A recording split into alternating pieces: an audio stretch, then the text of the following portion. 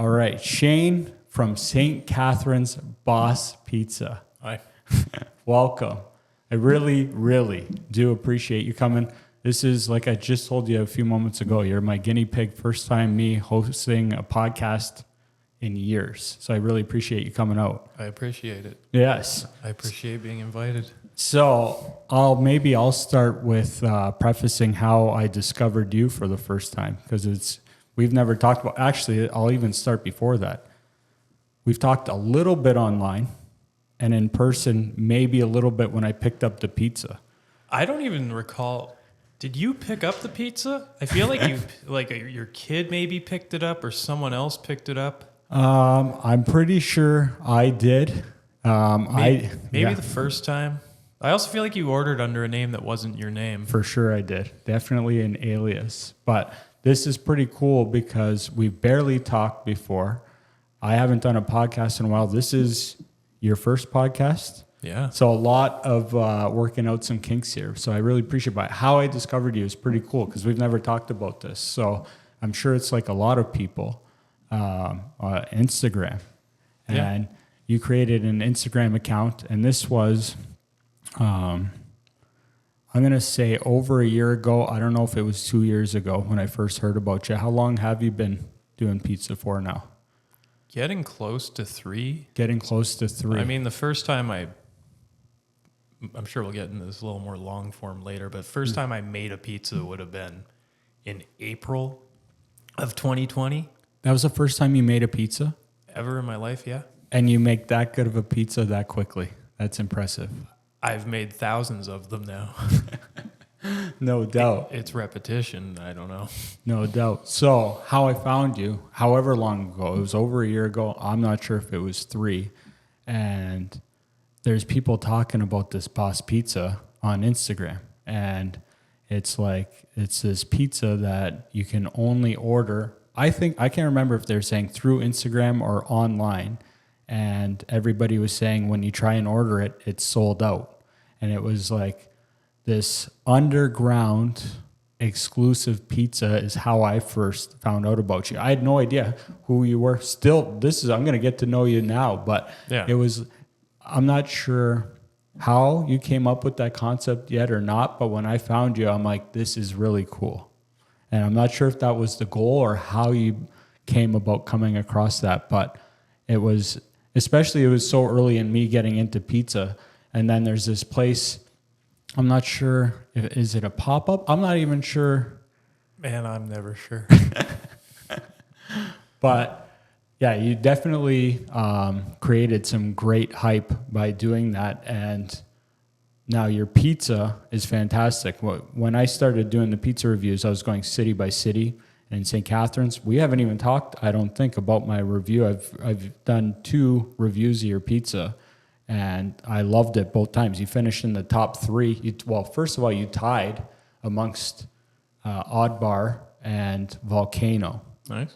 Yeah, and I don't know if you've seen that or not, but tied, and then when I did the tiebreaker, you finished amongst the top 3. I don't even know if you've seen those videos or not. I'm not even sure. I definitely saw the first video when you came by. Yeah. I don't know if I saw this competition video. Oh, interesting. Yeah.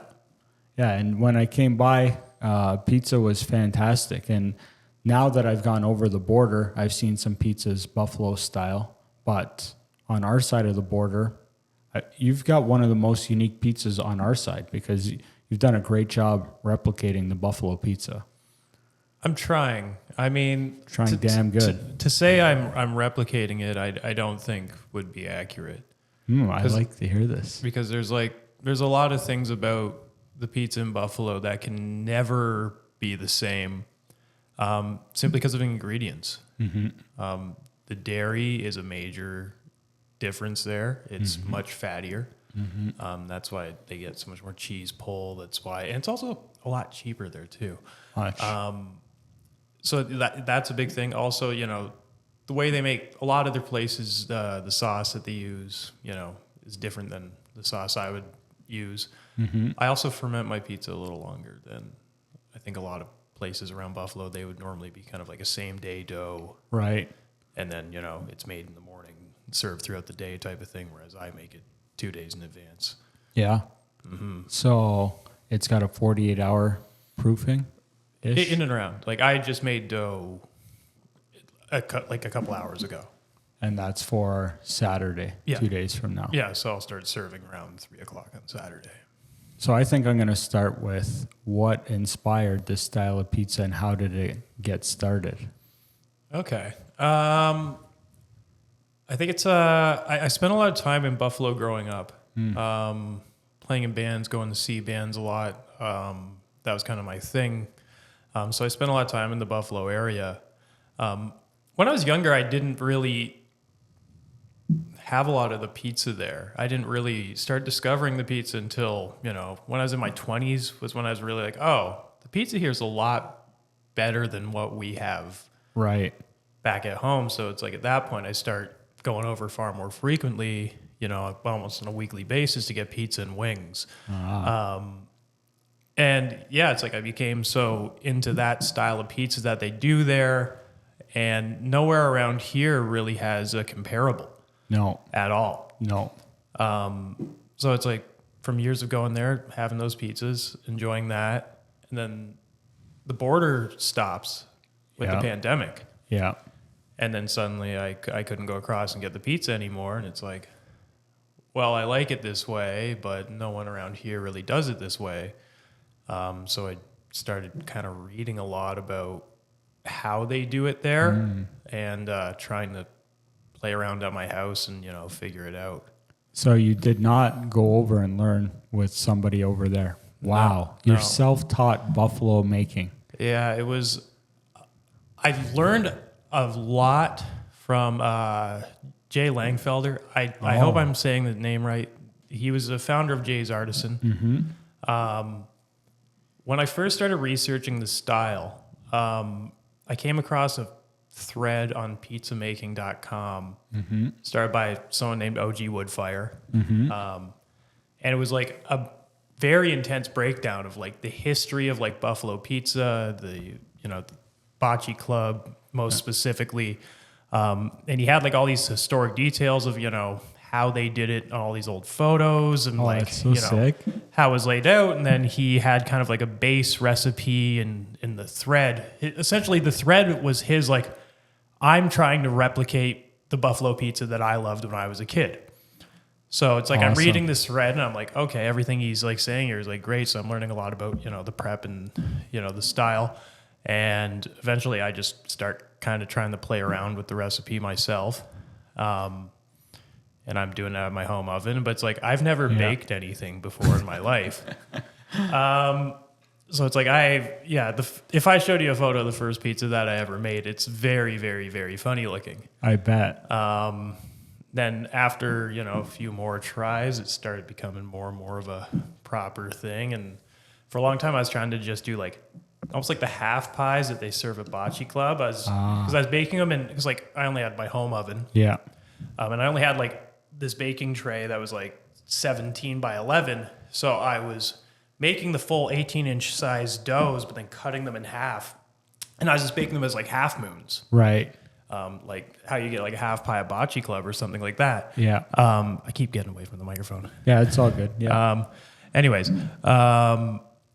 so I started making pizzas like that, and they started looking a little more like, okay, sorry to interrupt, the first one, what you said it looked bad. What was it? I mean, I can, if we can touch. Oh, yeah. I can find a photo of it. I've got a lot of photos. I can only imagine. What was the year? 2020. July, June, May. Oh, here's like a half pie one. I think it was April 14th might have been the first one. Oh, I like that memory. I know I looked it up kind of. Oh, here it is. April 17th, actually. Check that thing out. Well, you know what? I made that in a actual like frying pan. That's not even bad. I mean, you've definitely made some improvements. I don't know if I hold this up here. But I don't know if it'll be seen or not. But I could send the photo. I don't know if you could transpose it over top later. Yeah, ship it over. That's pretty sweet. So yeah, that was the first one I made. And despite like looking absolutely insane, it actually tasted kind of good. Right. So like the taste was right. The second one I made is like significantly better. Oh yeah, let's go. Like, so there was, You made a good stride there. You already went to a sesame seed crust on that one. You were trying that. yeah, Nice. I like that at Lenovo. Lenovo does the sesame seed crust. I like sesame seed crust too. Do you do sesame seed on yours? I don't, I mean, like if someone like were to hit me up and be like, yo, I want a sesame seed crust, I'd be hard pressed to say like, no. Yeah. I have them around. Yeah. You just don't offer it. Yeah, it's like not so, I'm just keeping everything really streamlined for now. Yeah. Just, Yeah. you know, there's certain things that like I want to do or, you know, would like to do or, but With time. With time.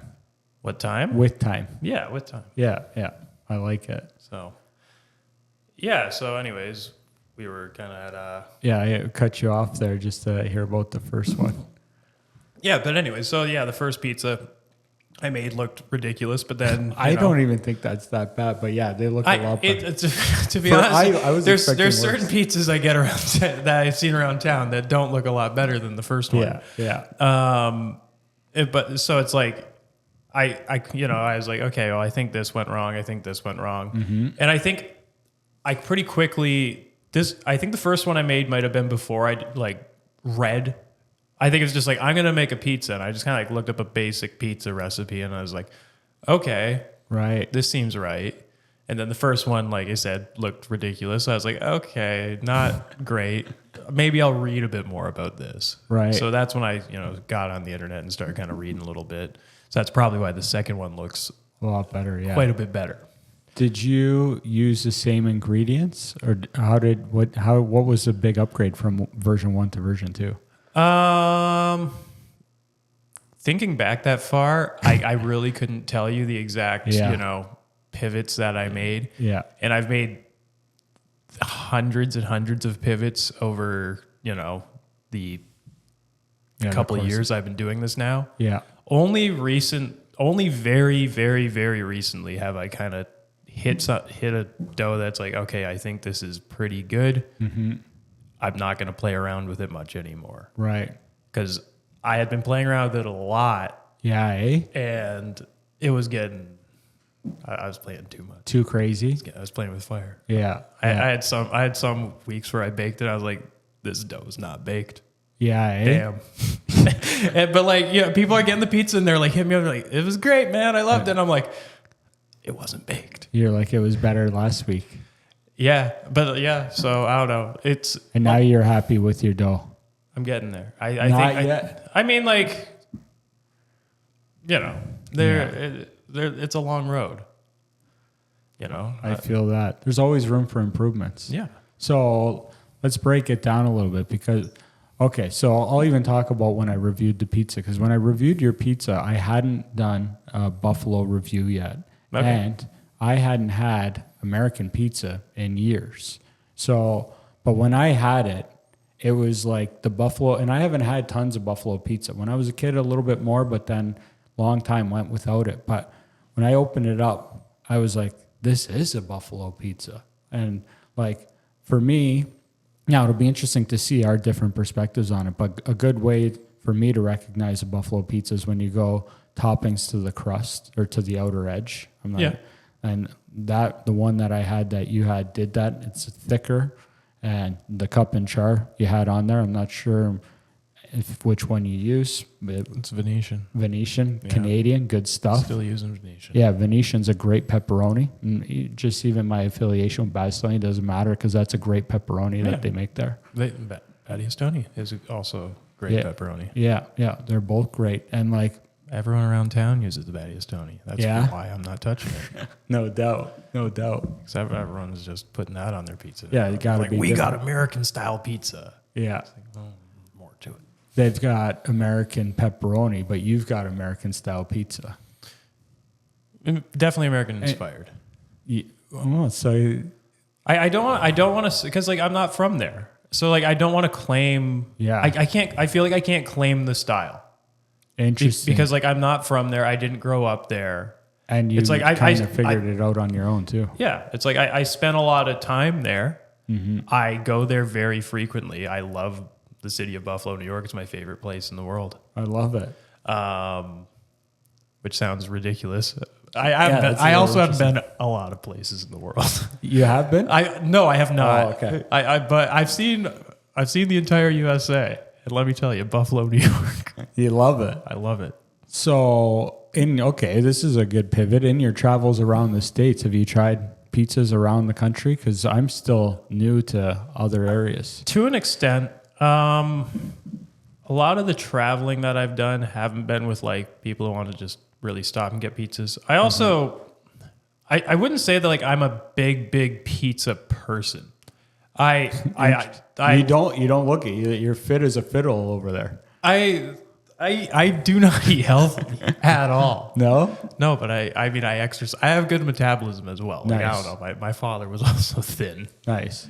But, yeah. But lately I've been trying to eat a lot more, when I'm going somewhere, it's like, I'll find out what's going to kind of be the best around there. For pizza. Yes. Yeah, nice. But I do find if you're not attached to the Great Lakes in some sort of way, I think your pizza's not going to be good. Yeah? Interesting. Yeah. And especially out west. The water coming through the mountains is like, it's different. I don't know, pizza. Everyone I know is like moved from like Buffalo to like out west has said like the pizza here is shit. It's not like Buffalo. Yeah, eh? Yeah. Interesting. Because I'm sure you've seen that different areas claim to be the best, right? Like I've seen Windsor like claiming they're the best pizza in Canada. They're attached to the Great Lakes. Interesting. Detroit over just across the border. I imagine their water is coming from the exact same place. So I mean, I would imagine like if you went to Windsor and just like I want to do Detroit style pizza, aside from the cheese, you could probably get pretty close with the water. And then like New York City, there's a bunch of places over there. New Haven, like I'm sure you've seen Prez. I've never been to New Haven. I've been to New Haven once, and I didn't go to any pizzerias. I feel like we went to like a Chipotle or something. Right. And then like, what's the school in New Haven? Is it Yale or whatever? I don't know. I'll take your word for We it. went there to see Hatebreed. Yeah? Oh, nice. Hell yeah. Nice. Yeah, at Toads. Did not eat pizza though. Yeah, eh? But but like now I like think back, it's like shit. I was there and I could have gone to these spots, but I also like I wasn't privy to it at the time. I just didn't know about all these great pizzerias until a little bit later in life. And so, how old are you? I'm 35 now. Look, good stuff. 35, and it was 3 years ago you started making it, but you didn't get into pizza until about the 20s. A little bit. Yes. And like even to say like I'm into pizza, like, I'm not like into pizza. I'm not like a major pizza guy. It's just, Well, you make I like pizza a lot, and like I like a good pizza. Yeah. You make great pizza, right? You seem like a pretty humble guy, but you make a great freaking pizza. Like I said, I think it's getting there. I think it's getting there. I like your style. Like now, especially, because like at the time that you had it, I'm sure it was good. Like I've never had a time where it's like this is actually. Well, I've had a. I'm sure you saw it. I canceled a few weeks ago, actually. Yeah. Yeah, it was like about 2 months ago. That's when I hit like a breaking point of like when I was fucking around with the dough too much. I had 1 week where I baked my test pizza for the week, and like the dough just wasn't baked. And I was like, what the fuck? This isn't going to yeah, work. and I was just like, all right, stop the presses. I'm just resetting.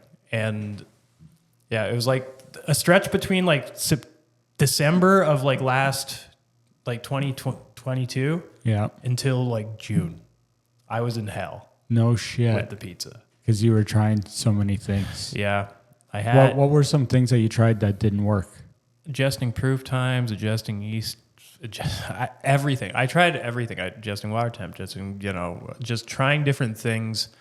I don't know, trying to get a different density out of the crust. I don't know. Interesting. I was looking for a little fluffier. I don't know.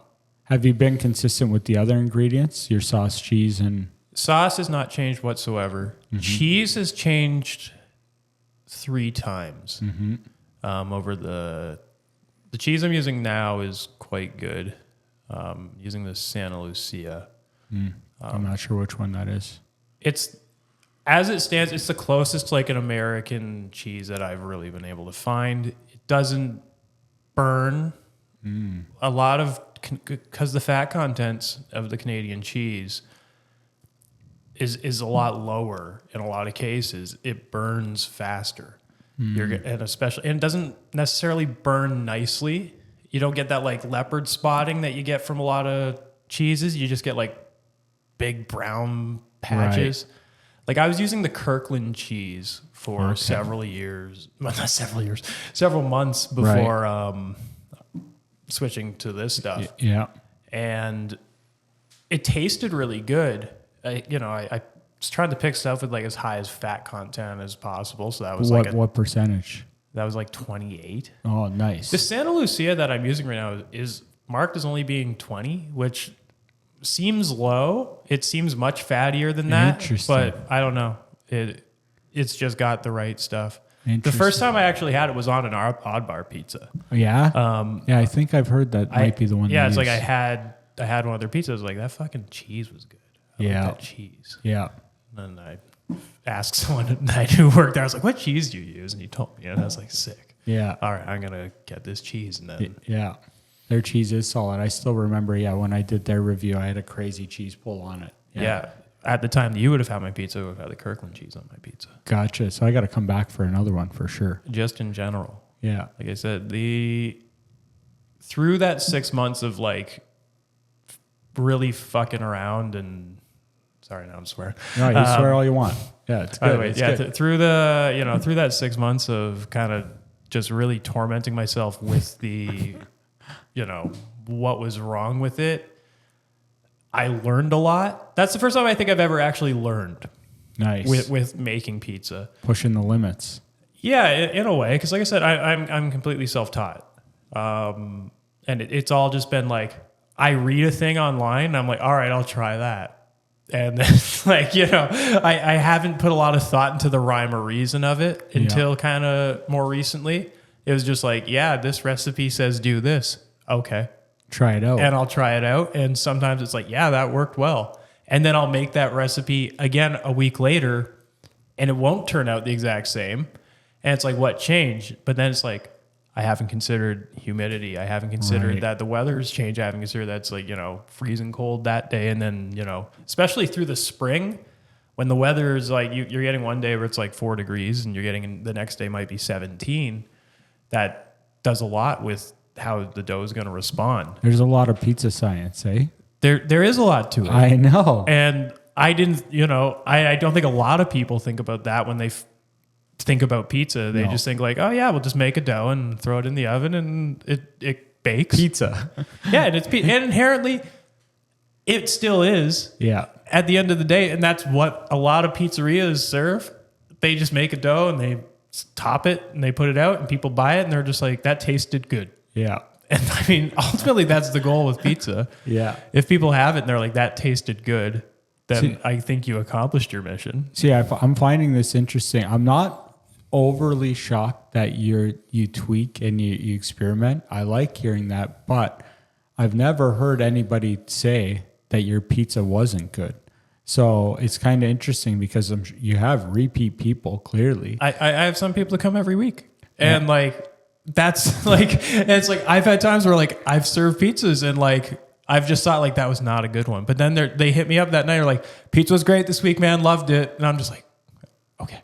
Yeah. Thank you. Has anybody ever recognized that you were messing around and they said something like...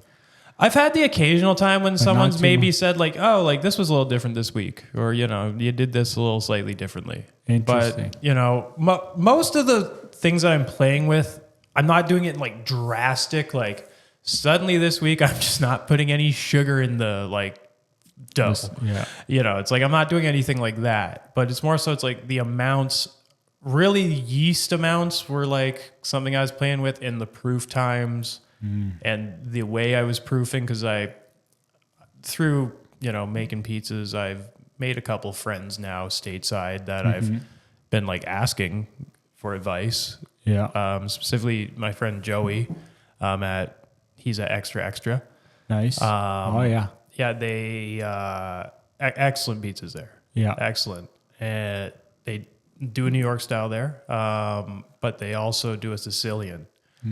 And I had the Sicilian there. I was like, this might have been the best pizza I've had in my life. That's amazing. And then like that's really when I had that pizza for the first time last September.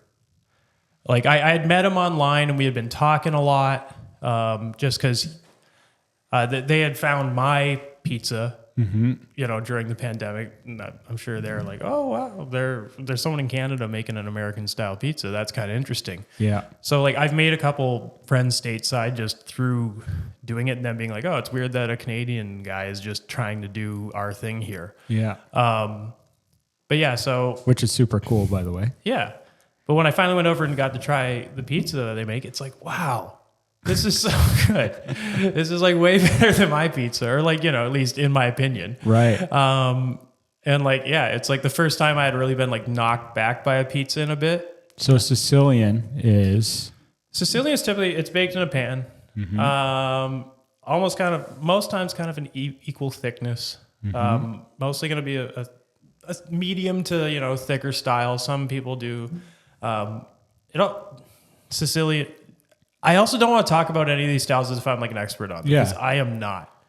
I'm still learning so much about. I'm no expert either. Some people. Yeah. I just a guy that loved pizza, figuring it out too. So yeah, it's like I don't know the specific difference between like a Sicilian and a grandma, right? Because like to me, it's like they're baked kind of similarly in a pan, and it's almost like a Detroit, almost like a focaccia.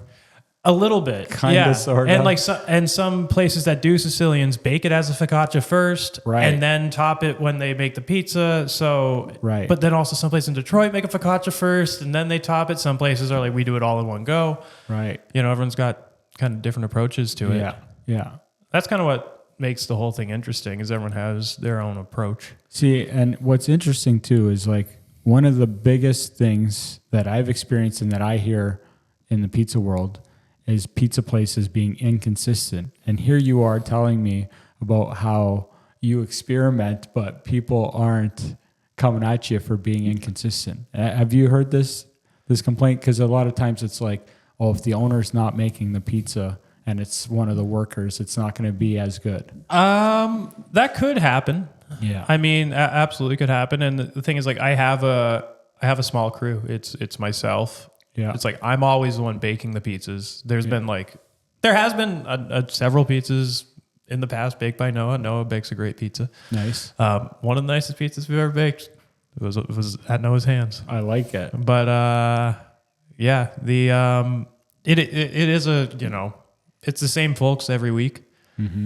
Especially because we only operate once a week.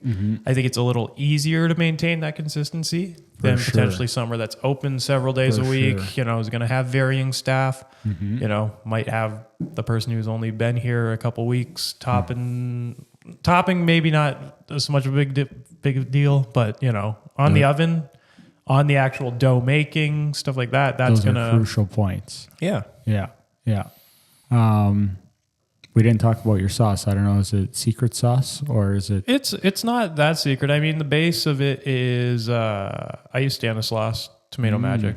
I don't know what Tomato Magic is, but I've heard that brand is a good level brand for sure. Yeah, Stanislaus makes a lot of good products. California. Yeah.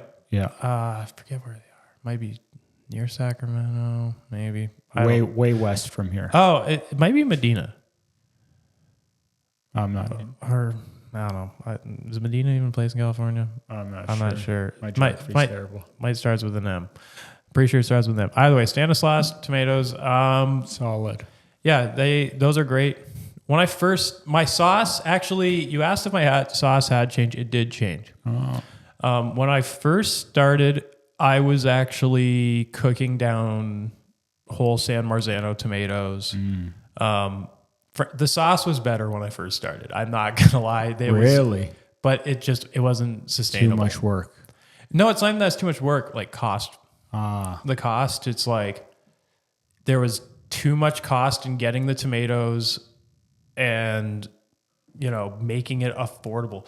That is my biggest thing that I fight with, is trying to put out as quality of a product as I possibly can and not compromise at all.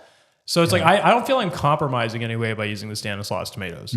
They're just a different thing. I personally preferred the sauce when I was cooking down the San Marzanos and seasoning it that way. However, the color wasn't right because I didn't use a proper tomato mill and I used just like an immersion blender. They would just turn like orange. Interesting. So I would have these like pizzas that like looked really like orange around the edges. They looked kind of odd. Tasted good, but tasted weird. Fantastic. I loved the sauce. Interesting. The inherent like recipe for the sauce hasn't changed at all. I'm still doing the exact same recipe. It's just the tomatoes. I started using the Stanislaus. It was much easier. I still cook them. Oh, interesting. So like sorry to interrupt. This is what I find interesting too, and I'm hoping to learn a little bit because like I don't know a ton about pizza other than what I like and don't like. And with the sauces, sometimes when I go to like, for example, a place that's pretty inexpensive and conveyor belt pizza, get a sauce that it's like clearly this came out of a can. Yeah. But all sauces, like even a homemade sauce, I'm not quite sure what that means because like I grew up on a farm. So to me, a homemade sauce is like we grew the tomatoes in the field and then we picked them, we washed them. But a homemade sauce for a pizzeria is buying canned tomatoes or sauce and then making the magic happen. Yeah, typically, doing something with it to an extent. Yeah. It's like I would say my sauce is homemade because it's like I am starting with a base tomato. It's just they happen to be ground for me before I get them. Yeah. They're coming from a consistent supply. Yeah. That's what's nice about the Stanislaus tomatoes. And I've heard that's the reason why a lot of people in the industry use them is because they have their own farms. They have their own farms in California. They're always coming from the same place. Whereas some other brands will source from different farms all around the States based on, kind of what's in season, et cetera. And you may get inconsistencies in that way. I've heard that perhaps about like Bianco di Napoli or something, which anytime I've had that sauce, I've thought it's fantastic. But I've had a couple people tell me like, I don't know, it's inconsistent because of this. Interesting. Whereas several people have said this is why Stanislaus is very good because they are consistent in that type of way. And those are aroma tomato? I'm not sure what the base tomato is. Interesting, yeah. I haven't really read. And then back to San Marzano. I've heard that there's some like fake San Marzano tomatoes out there because San Marzano tomatoes come from, is it San Marzano? Or it's a certain I believe it's region. a specific region in Italy. It's the same with like the cheeses. Something in Italy, they have all these like laws where they could say, we're only allowed to make this. Right. No one else in the world is allowed, or it's not real. Right. So, which like I think has validity to it. I do strongly believe in like regional foods and real, certain things are only going to be a certain way in certain places because of the factors that go into it environmentally. So I guess a San Marzano not grown here is probably not a proper San Marzano, but inherently you can get the same seeds. You can, try to treat the soil as best as you can. Exactly. And then, so with your sauce, do you want to talk about, like, I don't want to infringe on top secret stuff here, but I don't put a lot in it. But you cook it, you said? Yeah, I'll cook it for typically 2 hours or so. Why? Not really sure. Just something I started doing. Right. Well, more so I was cooking the San Marzanos. Right. And they thicken up. It gets a little bit of a richer kind of taste to it, I guess. A little deeper flavor. Yeah, and it's like I season it, and with cooking it, the stuff they've seasoned will also cook. And yeah, I think that definitely plays into it. But yeah, I know a lot of places just throw the tomatoes right on there. Yeah, see, like that's what I don't know when I have it. When I'm doing these reviews, sometimes I can taste some pizza where it tastes like they cooked it a lot and it becomes like too thick, too deep. It's just, And it reminds me of kind of like the ragu sauce. It's just like, It could be the base. If they are using a tomato paste in it, it might be thicker.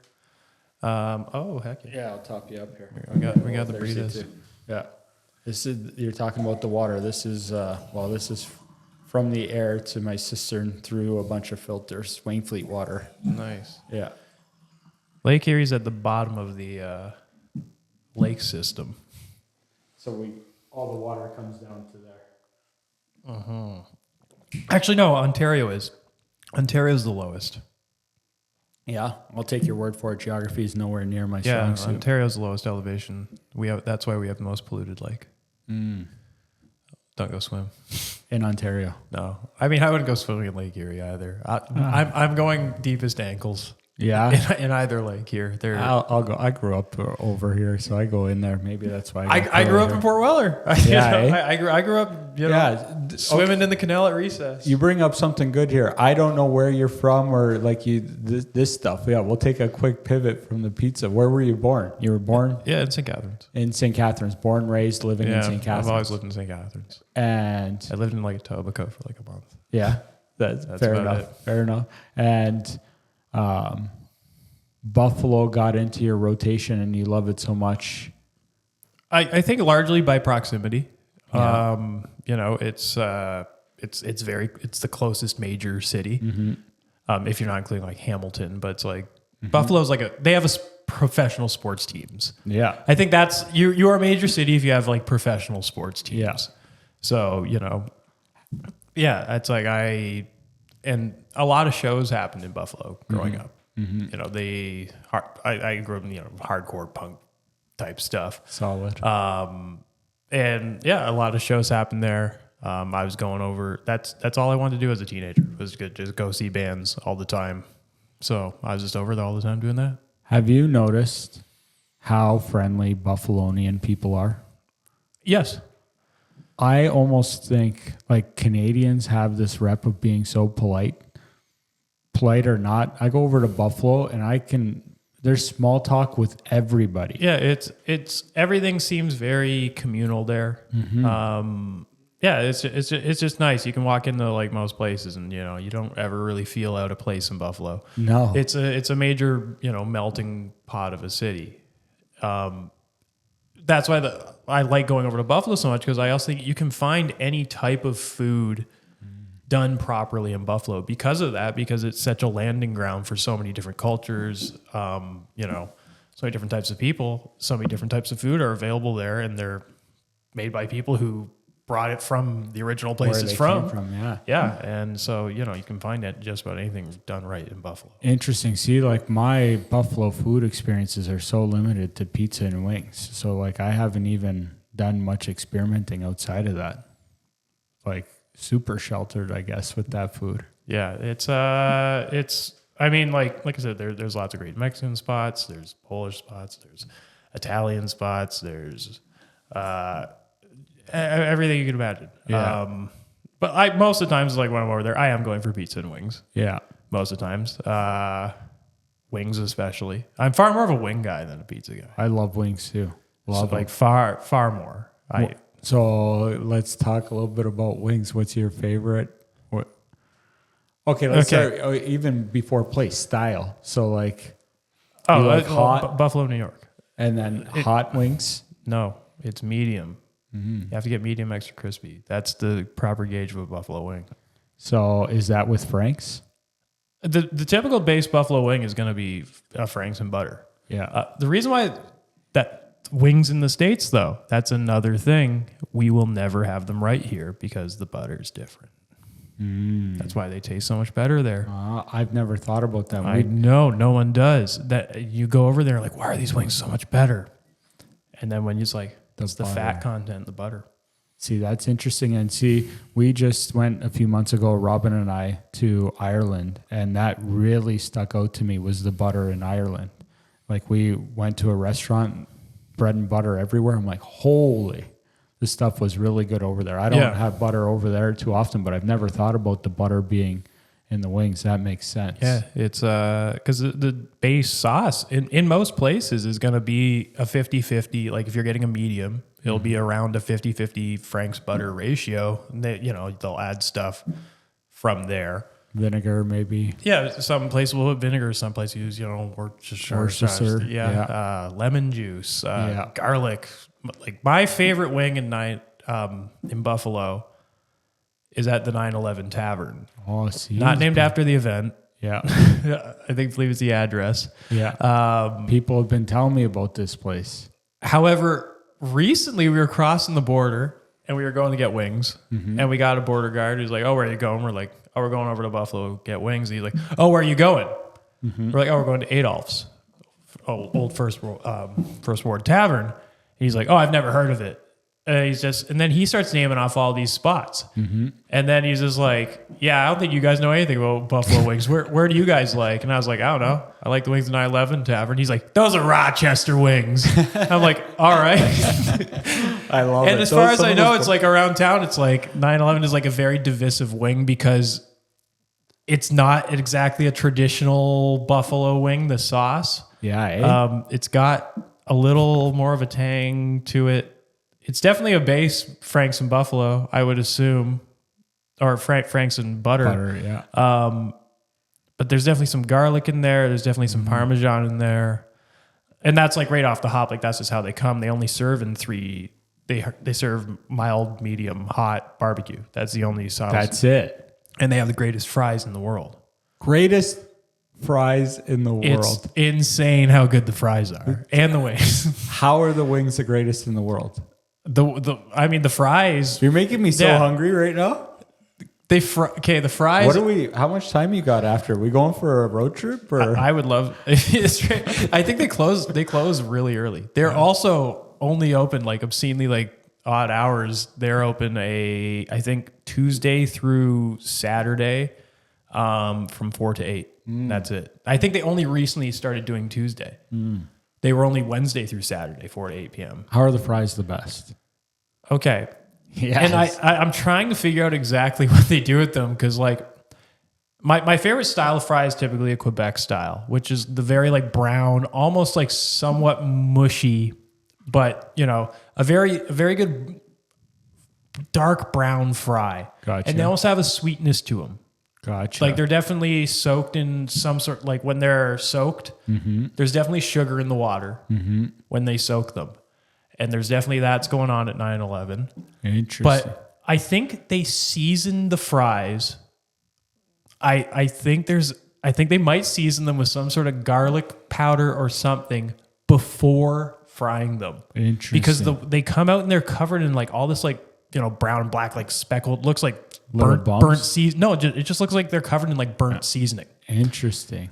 And I think it's because they actually fry with the seasoning. I don't know this to be true. I have not stepped into the kitchen and seen it happen, but from what I receive and what I'm trying to break down is like, I think they season them prior to actually frying them. Interesting. And then I think, that's like kind of where the difference comes from. And whatever oil they're using is great.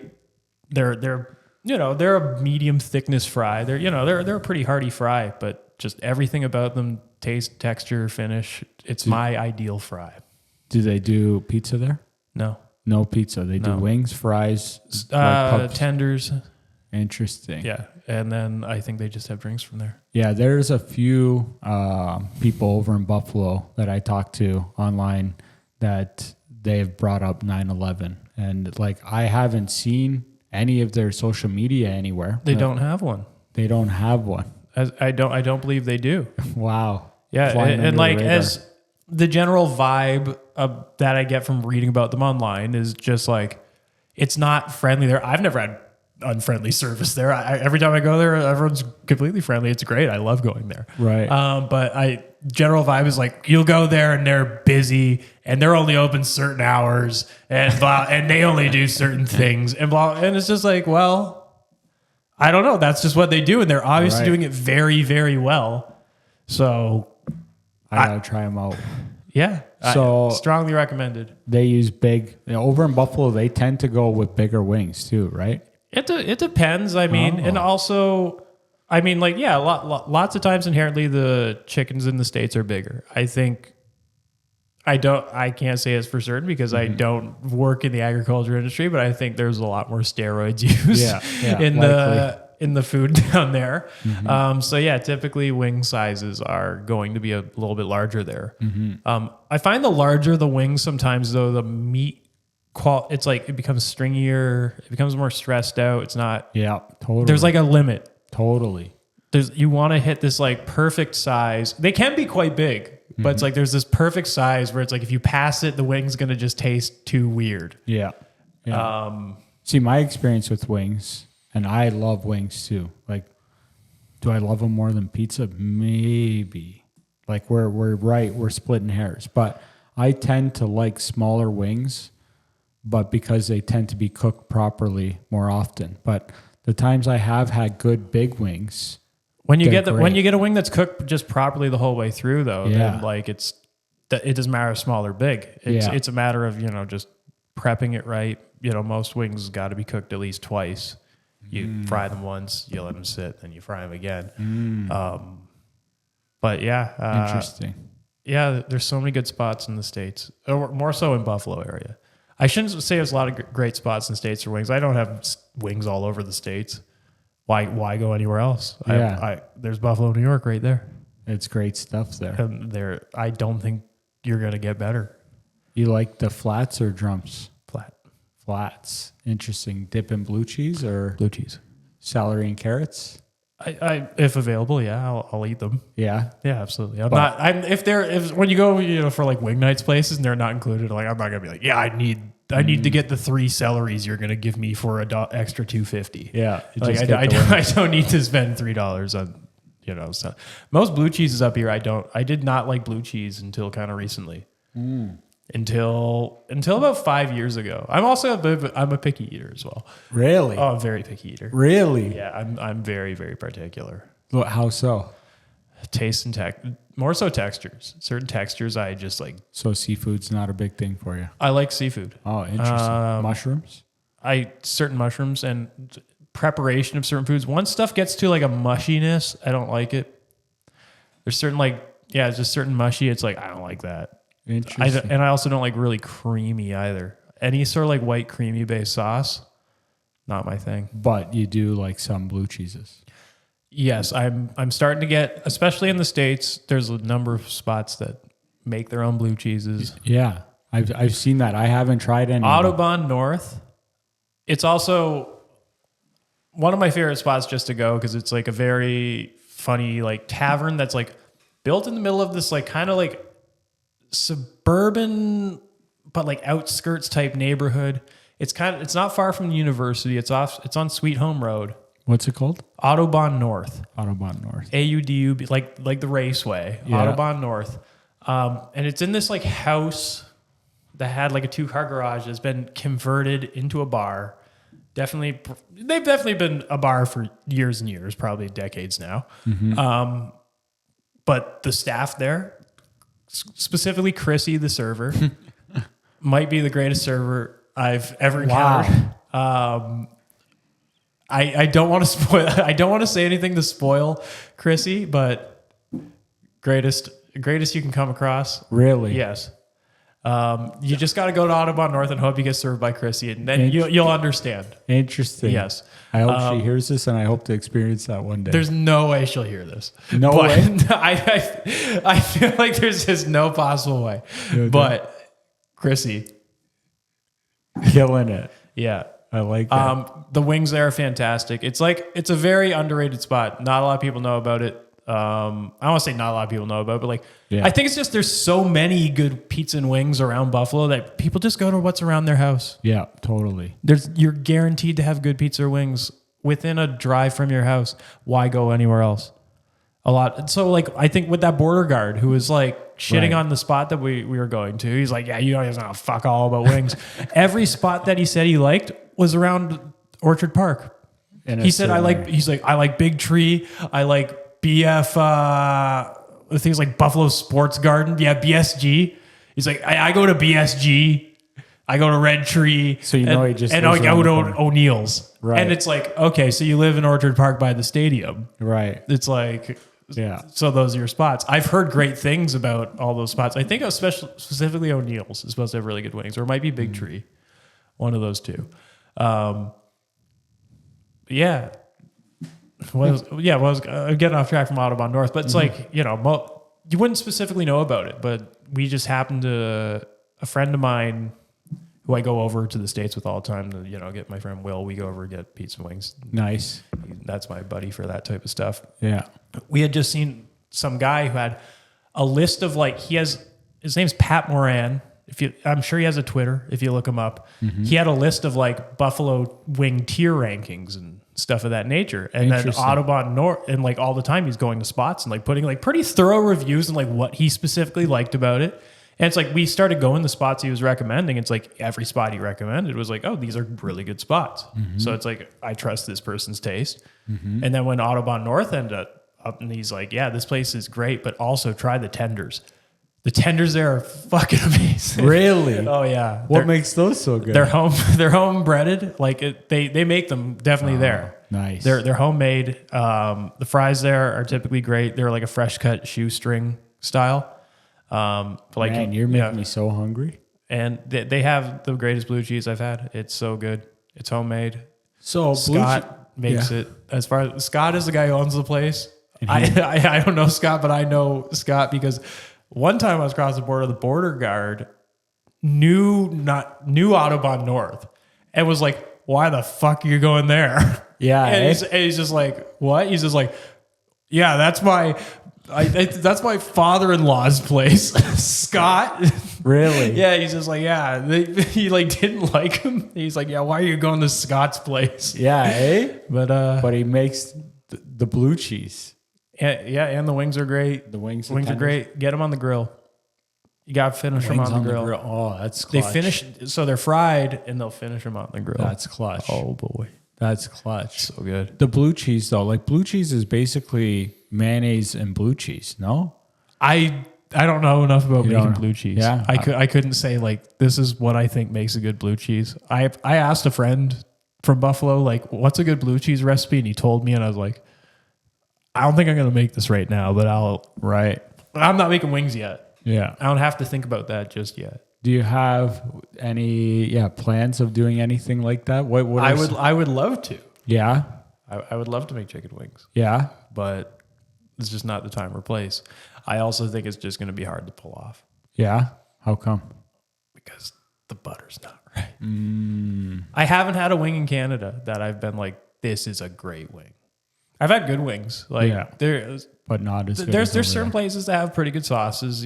Some places are getting better sauces around town. The Buffalo style is becoming more and more of a thing, possibly because the Bills are Josh Allen is sick. Everyone likes Buffalo again. Right. Josh Allen, the sexiest person alive. No. Potentially. Chicken wings, I've heard that the ones around here come from Brazil. And when I talked to a restaurant owner over the border, they said that their chicken was grown in the States. So I think that's very possible. Yeah, I can't verify that, but I heard that through talking to people. About ours coming from Brazil, I mean, there's definitely been times where I'm at the grocery store and I see this was definitely packaged in another country and then sent here. Right. It's why is all this cryovac pork from Mexico here? But whatever. I mean, it's a food chain. Places are going to import from wherever it's cheapest to get it from. Yeah. That's the unfortunate nature of a lot of things. Because, I mean, you can get great chicken locally. There's good. Totally. There's great farms. Totally. Lots of chicken farms around. It's once I try to figure out wings, I'm going to try to find the right farm that has the right chicken. But then it becomes the issue of cost. Totally. The issue of cost is totally. How do you do it? Yeah. I don't know. I don't. That's the other thing is I don't know how you can possibly do it and not be charged. If you want to actually do anything properly, how you can't charge a fortune for things. And especially with prices going up of everything. Yeah. Yeah. So a little bit with that though, you're open once a week. Yep. Do you hope to expand that, or what? I would love to. Yeah. Jan, if you're listening to this, Jan at Déléter, I would love to do more days. Yeah. So what do you want to talk about your setup? I don't even know what your setup is. In terms of? So you operate once a week from it's a bakery? Yeah. So Déléter Bakery. Yeah. In St. Catharines on Geneva Street, 55 Geneva Street specifically. I like to get it in there. Yeah, they're a bakery. It was previously the Gibby's building, Gibby's Electronics. It's a very large building. Mm-hmm. They opened there a couple of years ago. They were originally out in the Jordan area, I think it was, or Vineland. Mm-hmm. We were in Vineland on King. Anyways, they moved to St. Catharines into this massive building. Mm-hmm. They have a very large oven there. When I originally started doing the takeout, I was working out of Commies. Where's that? It's on Lakeport Drive. Okay. Or it's not. It's off Lakeport. No, it's off Lake. Close to there. Secord. Okay. Yeah. Gotcha. A couple other people operate. I know like Fat Rabbit does a lot. A lot of places do their prep there. Have you know Bushel and Peck grocery store? I've heard of them. Yeah. Yeah. Bushel and Peck on Lake Street. The folks that own that, Kate and Jess, great folks. Mm-hmm. They own Commies. Gotcha. And so it's like a rental kitchen. Gotcha. It's like essentially you can go in and rent time, and they have they got ovens and fryers and anything that you want to do in a certified kitchen. Right. Because when I first started doing the takeout, it was out of my house, and the health board was like, no, very swiftly. Well, it wasn't swift. I operated a couple months, and I was doing pretty well until like I decided to agree to like appear in the paper. And once I appeared in the paper, the health board was like, "What are you doing? You're essentially like waving your finger at us right now." How were you doing it from your house, just with your regular oven, or?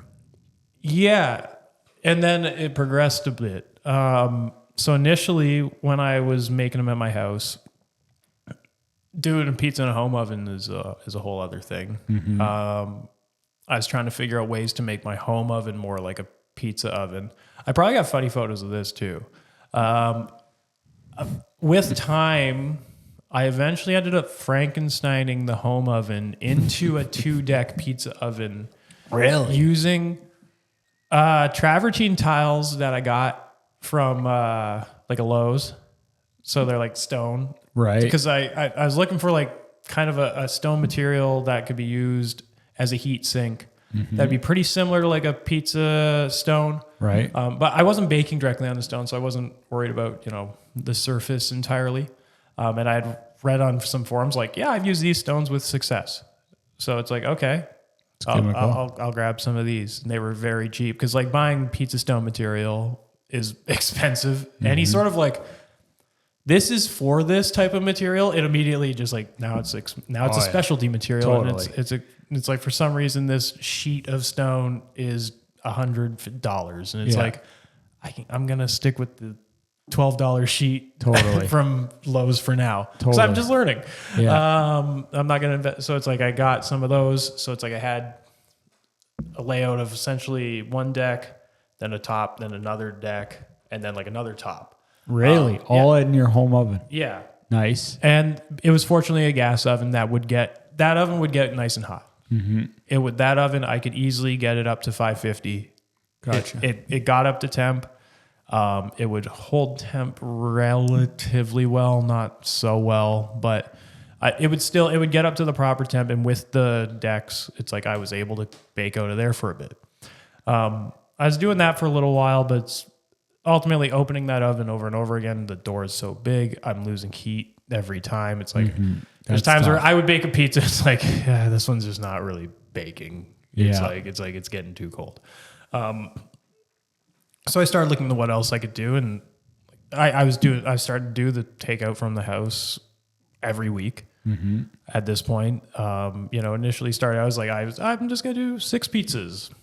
And, I sold them to just my friends, and it was like, okay, sold those. I'll do it again a couple weeks from now. I did it again. It's like, okay, sold those. Cool. And those pizzas were a little better, Right. So, it progressed from that. And then once it got past like this home oven, it's like I'm doing too many pizzas in this home oven, can't really keep up. Not to mention just using the home oven became impossible. Like it's like, I want to roast a chicken. Well, I got all this stone in here that I gotta take out and Right. So I wanted to make the home oven back. So I ended up getting a Baker's Pride, like arena style 2-deck. Like it's big as heck. Like it's what you would get if you go to like Metro grocery store where they have like the pizzas. It's like that type of oven that they have. Where it's like got 2 smaller decks on it. Yeah. It's about 20 inches wide by 26 inches deep by this tall, 2 decks on it. And so I got that. I got a crazy price on it. I drove out near London, Ontario. I got it for $700. Sweet. From someone who had like bought it just to specifically make pretzels for a bit. They had like a certified kitchen in their house out in the middle of nowhere. They're like, yeah, I was making pretzels with this, and then I stopped. And now I'm going to sell you this very expensive oven for not a lot of money. I was like, heck yeah. Score. How much would it have been if it was brand new? Look, the prices of this stuff new, I find is also just hard to like track down. A lot of places when you just click on it, it says like request a price, request a quote. Oh yeah. So it's like even trying to get an exact ballpark without like actually having the brochures. But the general range I see is like, it was probably like a $3,000 oven new. Score. Like, okay, good. That's a huge score. Yeah. So I was using that for quite some time. A few months there. And then the health board came by and they said, stop doing this here. And it's like, yeah, that makes sense. Then I ended up making pizzas at Trust for a short period. Okay. I did a pop-up at Trust for, I think we did for about a month or so. Once a week. Yeah, so we brought the oven over there, and I was doing it over there for a little bit because this was all during like the pandemic. Oh. It was a prime it was a prime pandemic. No one was doing anything. No one could go anywhere. Yeah. So it's like, yeah, I just did a takeout from there when their kitchen was closed because they weren't operating as a kitchen. They were just doing beer takeout. Right. So for them, it just made sense. Yeah, just have some pizza. Come make some pizzas here. Yeah, that's sweet. Yeah, so I made it there for a bit. And then once it's like, okay, we're reopening our kitchen. Around that time, I had met Kate and Jess, and they said, oh, we have this place. So I ended up moving in the commies. They had an oven there. It was a single deck, gas oven. It was fine. It was. Is that made for pizza? Yeah. Oh yeah. It was a good pizza oven. I might have been a Garland. I'm not sure. Yeah. It had no like branding on it. And the baking pizzas there was good. Still learning a lot when I was baking them at commies. At that point, it's like I said, because I just kind of like was like learning on the go. Initially, it's like once I had a pizza that like worked, I was like, okay, that's the pizza. And for like about a year and a half, I was like, yeah, I just made that pizza. And it's like, right, good, whatever. And I don't think it was a great pizza. Like it was fine, but like when I look back on like photos from then, I'm like, oh, that was like baked properly. Like it was not like the right color. You weren't getting color on it. Yeah, they were all like kind of pale and sickly looking in a way, but they tasted good because the inherent, like, you know, how I'd season things. I was using good ingredients. Right. Definitely. How do you figure out how many to make? Like, were you doing it that you had orders open like Tuesday and then you would make the dough on Wednesday or Thursday? Like how did you determine how many to make? It was more so I figured out pretty quickly like how many I could realistically do in X amount of time. Gotcha. So I would, and that's even still how I'm doing it, is, you know, I can do comfortably right now with the crew that I have about 4 pizzas every 15 minutes. We could maybe start pushing into like 6 every 15 minutes, but that might start getting a little dangerous with just like one person's stretching dough the whole time, the other person's topping the whole time. I'm on the oven the whole time. Yeah. That's the operation as it stands. Right. And yeah, it's like if we start pushing into more than 4 every 15, it might start getting a little hectic. Yeah. I think I could probably handle 6 on the go in the oven right now. Maybe I could probably do 8. Maybe. That's getting a little bold. maybe. But I would need, you know, need more folks working with me. Yeah. If we wanted to step up to that. Yeah.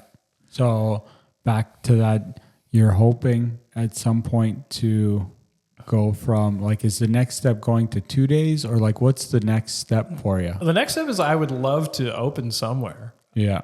But finding a spot has been difficult. Making it affordable has been difficult. I don't have, because this was never started with intention of being a business. I didn't come into it with any sort of money to start a business. Yeah. Yeah. So it's like, I'm just, money's coming in from doing this. You're growing organically through it. Yeah. Yeah. But it's like, really, it's like, I don't have that, like, that initial $50,000 to like buy all this equipment and open a spot. Yeah. And also I am being quite particular about where I want to end up location wise. I want to end up in kind of a specific area in town. More so, I want to be between the two highways. Gotcha. And just trying to wait for like a building to appear there, or, maybe somewhere, not saying I hope somewhere goes under, but it's like if somewhere happened to fall out, it's like.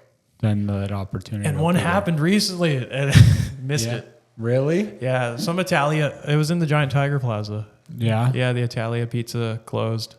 They were only open for about a year. They had awful Google reviews. Yeah. Yeah, it seemed like a very I almost wonder if it was a front because they were open so late. Really? There's times where I drive by at 4 a.m. and it's like they're open. Why?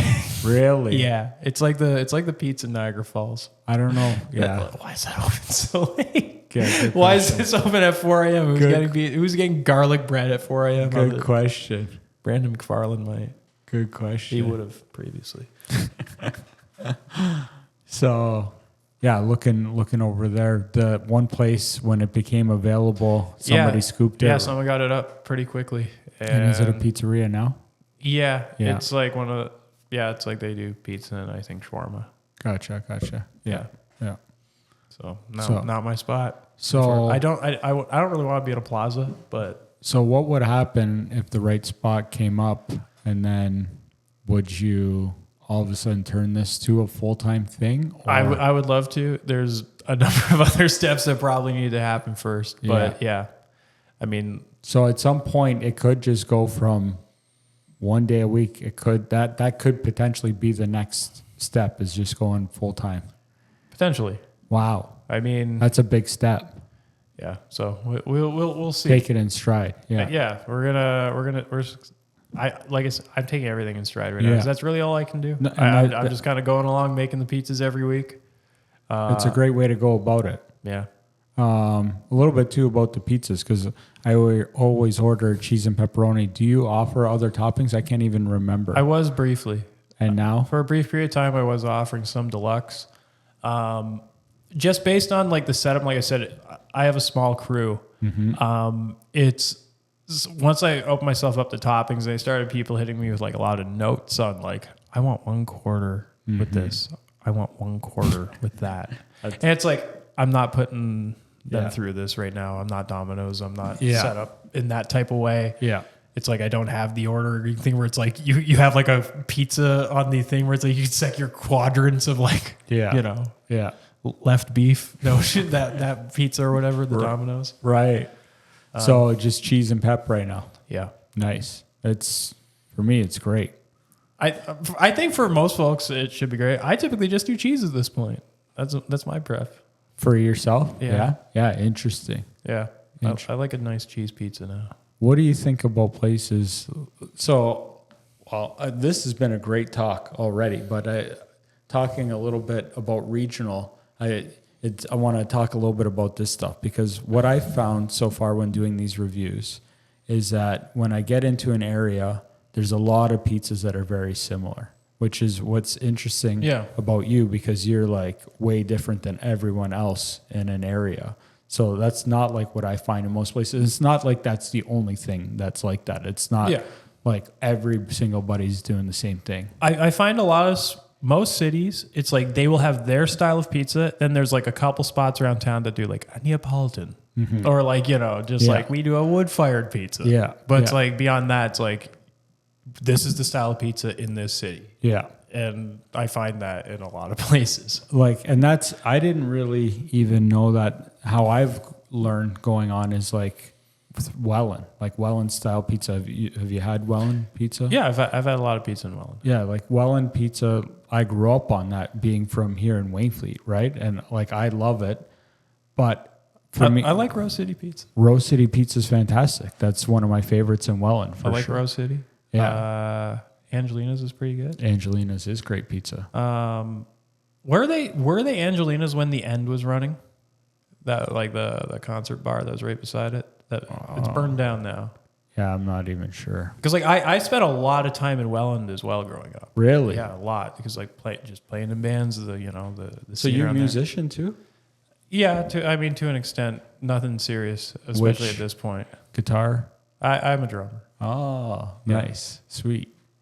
But yeah, but just I spent a lot of time in Welland, so it's like I was going to Rose City a lot growing up. Volcanoes is right there. Yeah, I find Volcanoes very salty. it is. Yeah, they've been known for that. That was like always their thing, being salty. Yeah, but yeah, like just talking about that with regional, that's what's pretty interesting when I go around. Is the Rex isn't anything like any other pizza in Welland, though. No, they've got completely different. Yeah, they got the Rex is like their own. It's like I love that pizza. It's weird. It's a weird pizza. It's like it's a thin crust. I don't want to say crackery, but kind of. It's a thin crust. Yeah, it's definitely. It's been a couple of years since I've had one. Yeah, Not gonna lie, but there's some like anytime that's like I'm going to the Rex, I will get a cheese pizza. I'll probably get like a deluxe or like a supreme for somewhere like that. Their parm pizza, they do a veal parm pizza there. That's fantastic. That's worth trying because they use a different tomato sauce. I'd give that one a go. Okay. But yeah, like that going to regional, it's interesting because like even now when I'm over in Buffalo, like I find on average their pizza is better than our pizza on average over here. But it's the cheese. But their best pizzas, I think, compete just as well with our best pizzas. Like when you put the best, I can agree with that. Yeah, that's how I feel. I've had, and it's like not to boast like myself or anyways, but it's like I've had some people tell me it's like I've had these places and it's like I prefer your pizza. And it's like that's a cool thing to hear. It's like I don't necessarily agree. Yeah. But it's like it's cool that you've had these places that I think are very, very good. And you're telling me that it's like you think mine is at least in that conversation. And your pizza is. Like you have one of the best pizzas on this side of the border around Niagara for sure. It's like it's right up there. It's going to be a different style. Like that's the interesting thing about pizza too. It's subjective. Some people like the thicker crust. Some people like thinner, wood fire, all these things. So then it's like, which one's better? I mean, everybody's opinion. Yeah, there's no better style of pizza. There's certain styles that we like. And also I think inherently it's any style of pizza can be very good, but it has to be done right. Yes, exactly. It's just like a couple months ago, I visited Santillo's Pizza in New Jersey. Okay. Owned by Al Santillo, who is, I think, the third generation owner. So they've been baking pizzas there for over 100 years. Wow. They've got a 100-year-old like brick oven. Wow. Crazy. It's like the oven itself is probably the size of this table. Like the actual, it might be even deeper. Like it's cavernous how deep it is. He's got these long paddles like. But no way. He's this old school pizza maker. That's all. I'm going to assume that's all Al has done all his entire life growing up, just making pizza and bread making and etc. And one thing that he was incredibly nice when I went there. I said I was from Canada and that I made pizzas. He's like, "Oh, come on in. Come see the place." And that's sick. He welcomed me in. He was like, "Yeah, stick your head in the oven. Take a look around. Just tell me about. So go look at the other room over there. That's where I make the dough." And that's amazing. Yeah, and he was so welcoming. But the biggest thing that he said that stuck with me is, you can only bake the bread once. It's like you only get one shot with baking the bread. Right. And it's like if the bread's not proper, none of the rest of the pizza is not going to be right. Mm-hmm. It can taste good, but like fundamentally, structurally, if the bread's not right, the rest of it's going to fall down in some sort of way. Interesting. And it's like hearing him say that, and like the pizza there was unbelievable. The loaf of bread that Al gave us was most delicious loaf of bread I've had in my life. Really? Yeah, just gave us this loaf of Italian bread. Yeah, it was like, here you go. When did you go there? Earlier this year. That's awesome. Yeah, I went I'll have there to go in there. March. Yeah, I got both. He does a number of different styles. They have styles specific like to the year. It's like, yeah, you want the 1942 style, like, and Really? because you've been open for all these years. It's like, yeah, this is how we made it in 62. Really? And like, yeah, it was tomatoes on top then.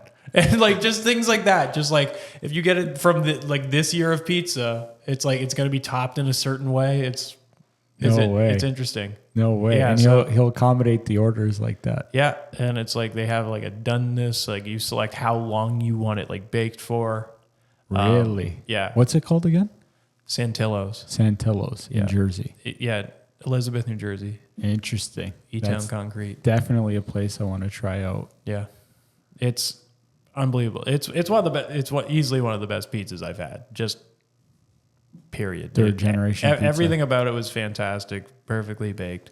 I got both around proper, like I guess you could say, I don't want to say New York style because I had it in New Jersey, but what you would typically say is a New York type style. And then I got a Sicilian as well. And both were unbelievable.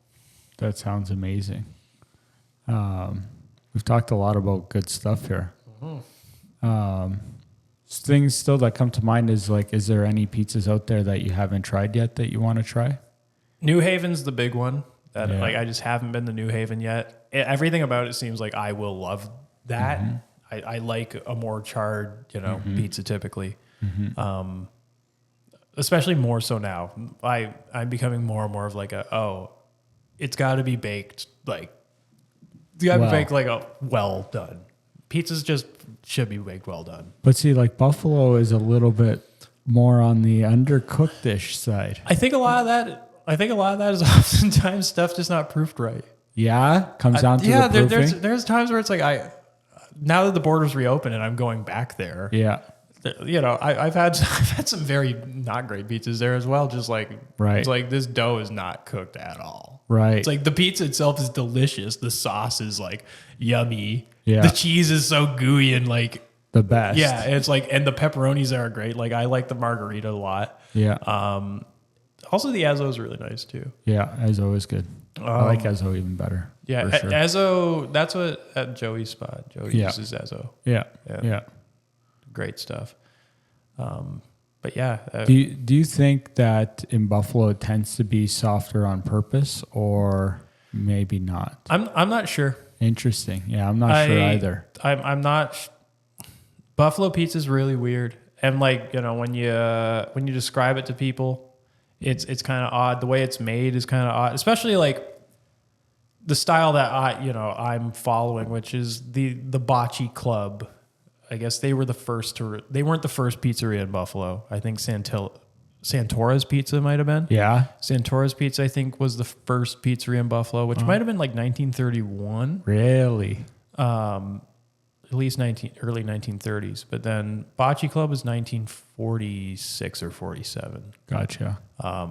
As far as my understanding with Bocce Club and like what I've read, and I might have this a bit off, was basically original Bocce Club owner goes to war, is stationed in Italy, I believe, sees the pizza that's being made there, comes back and is like, oh, I want to try to make pizza like what I had over there. I guess it was actually an old bocce club originally, like that where people actually play bocce club, and they had an old oven in the basement, and you start making pizzas out of there. So they were like made in a sheet pan, which that's where I kind of think it might have been kind of Sicilian based. Gotcha. Because like the Buffalo style pizza is kind of like a half Sicilian when it's like the Bocce Club style, because it's in a sheet pan, Right. But it's not made necessarily to the whole pan. It's like you're making a round pizza In a square pan. in this. It's like a rectangular Rectangle. pan because it's typically the proper like 18 by 26. Right. But the pans I use are massive. That's another thing, is like it's not an efficient pizza to bake whatsoever, because the pans take up. There's 6 inches of free space that you're losing in the oven.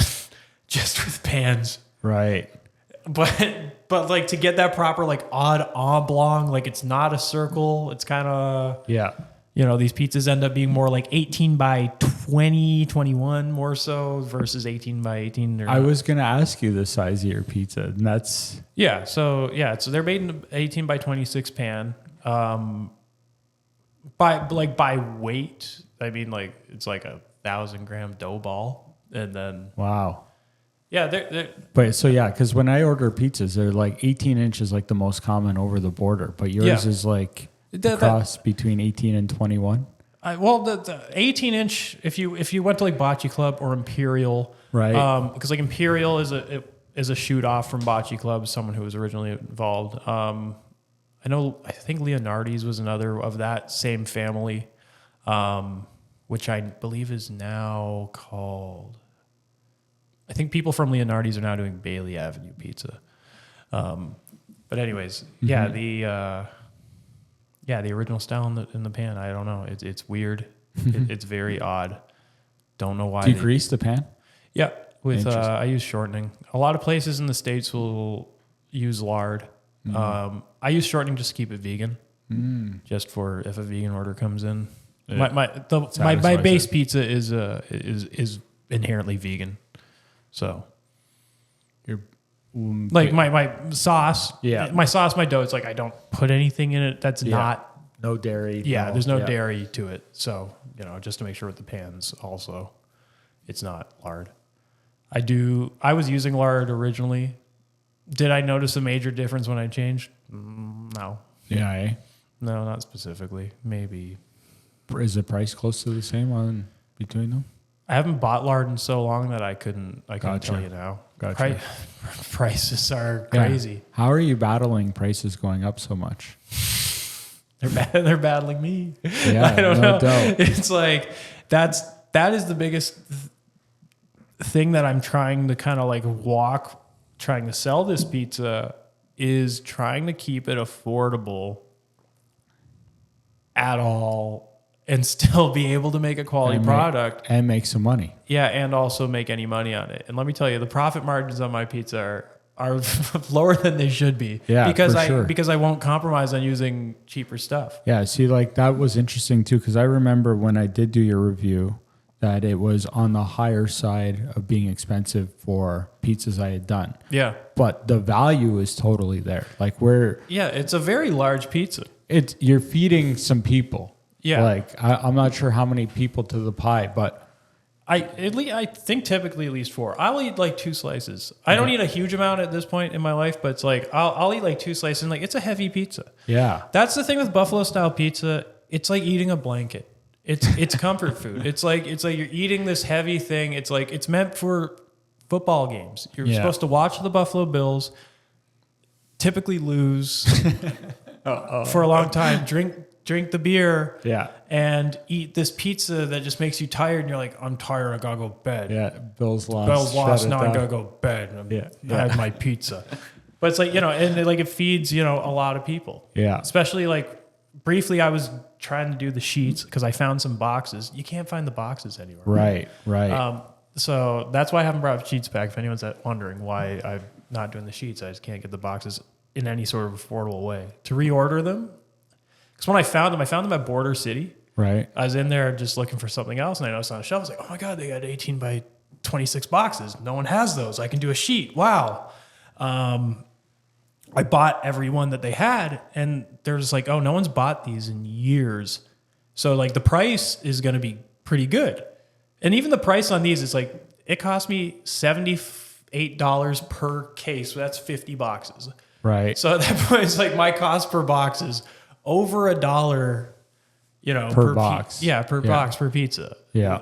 Initially just for the boxes. Yeah. And then he's like, if we had to reorder these right now, it'd probably be like $150 to get them in. Right. And it's like, I can't have a $3 box cost in my pizza. That's just not economical whatsoever. No, it's insane. My box cost is already 82 cents. Yeah, eh? Yeah.